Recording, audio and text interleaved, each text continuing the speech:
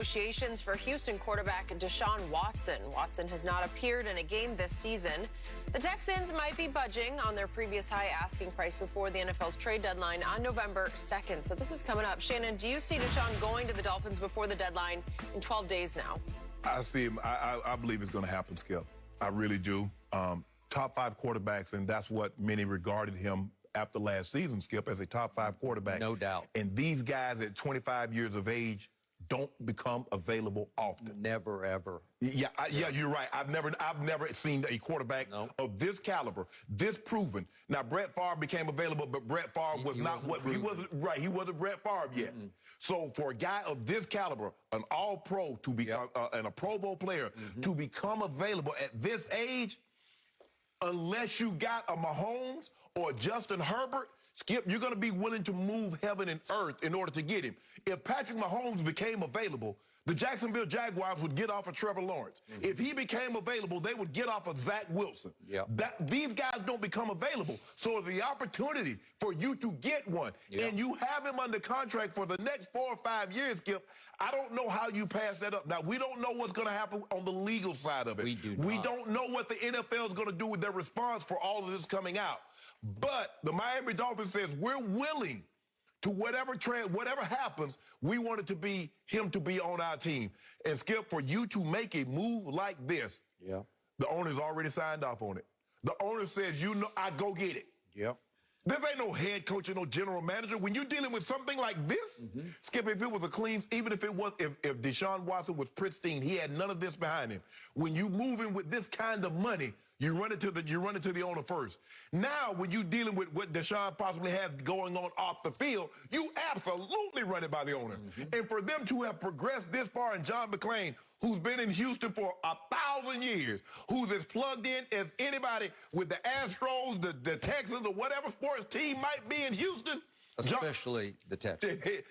John McClain knows about it. He knows. Oh, that ain't the John that jumped out the not the guy. That ain't him. Okay. I was just saying. If it were that John McClain, he wouldn't be reporting on sports. So for me, Skip, look, I think this is for me, I don't see how the Dolphins not do this deal. And I don't really think it's an indictment of Tua.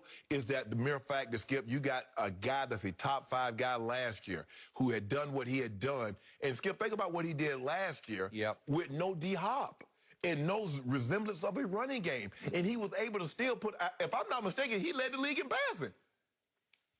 You got to, Skip, you got to pull the trigger. For lack of a better word, I know it's cliche, but you got to make this happen. And I believe the owner, Stephen Ross, he wants to win, and he believes this guy gives him the best chance of winning. So I believe it's going to happen, Skip. I really do. In the end, as you well know, in the National Football League, it's all about winning. Yes, and talent trumps all. All. Well, in this case, Pro Football Talk has reported that owner Stephen Ross, you referred to, wants his team to acquire Deshaun Watson despite the 22 civil lawsuits accusing him of, obviously, sexual misconduct and assault. Also pointing out that 10 of those accusers have filed criminal complaints against him. Well, you know how I feel about this. I used to be the biggest Deshaun Watson fan back to those 2 games against Alabama for the championship at Clemson. Correct. And he nearly won the first one, and he did win the second one. It was kind of all by himself, and I've never seen anything quite like it on the college football stage. And to your point, Pro Football Focus ranked him last year the 2nd best performer in the league with no D-Hop. Just extraordinary.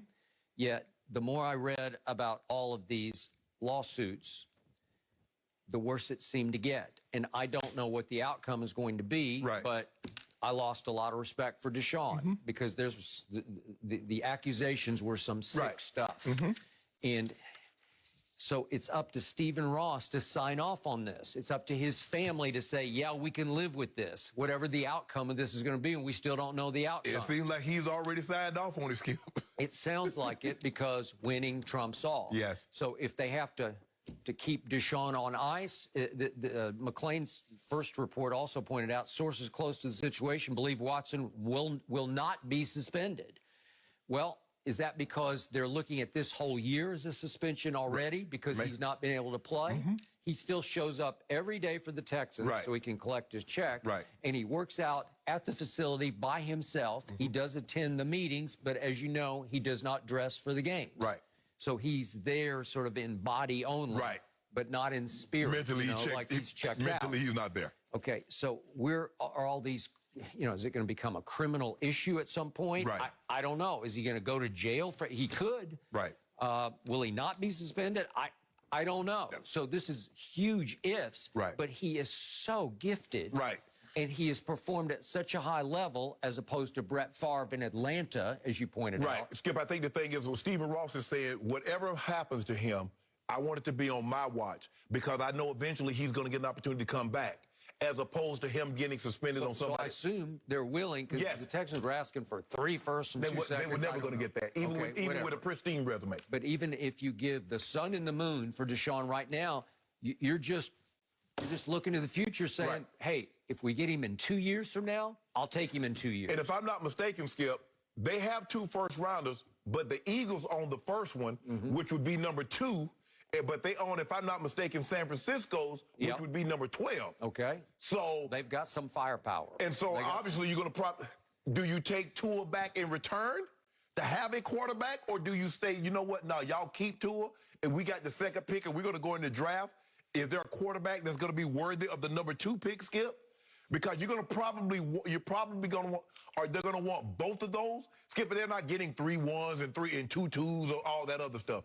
I believe maybe 2 1s or maybe a first. That second pick looks like what would be the second pick in the draft, and maybe a 2 and a 3. Okay, I stand by what I told you about Tua before the draft. I know you love him. I like him as a kid. He seems like a great kid. I just don't buy him as a big-time playoff caliber quarterback. He's just too small. He's too fragile. He doesn't have the arm strength. He sucks it up and guts it out. He did okay. I watched the whole Jacksonville game the other day because I was on the treadmill the whole time. But they ended up, as you know, losing to the winless Jaguars in London. And he had spurts where he was okay. He had a QBR of 62. But if you look at his overall body of work, even this year, I know he's been hurt. But if he qualified, he'd be 26th in QBR. And Pro Football Focus ranks him the 23rd best quarterback on just overall grade so far this year. I just don't think he's that guy. And I think after they lost to Jacksonville and fell to 1-5, after some people had them in the playoffs. Yes. Considering how well they played last year, because they barely met there with 10-6. 10-6 last year. So at 1-5, I'm just guessing Stephen Ross sat back up in his suite in London at Wembley and said, you know what? I've seen enough. Like, we just got to plunge on this and just bite the bullet on what's going to happen. I think a lot of times, Skip, when you make an enormous sum of money, you like winning, you get used to winning. Stephen Ross strikes me as a guy that wants to win. All this $6 billion or whatever he's worth, Skip's not doing me any good. I own a franchise, and we're not even coming close to winning. And I believe the reason why we're not close to winning is because, why, Skip? Our quarterback play. I believe if we get a quarterback play, we'll be in play. Because that, Skip, I mean, Josh Allen's not going anywhere for the next decade. So everything else is fluid in that division. I mean, if Deshaun Watson, is he better than Mac Jones? Yeah. If all things equal, hell, I'll take Deshaun Watson over Josh Allen.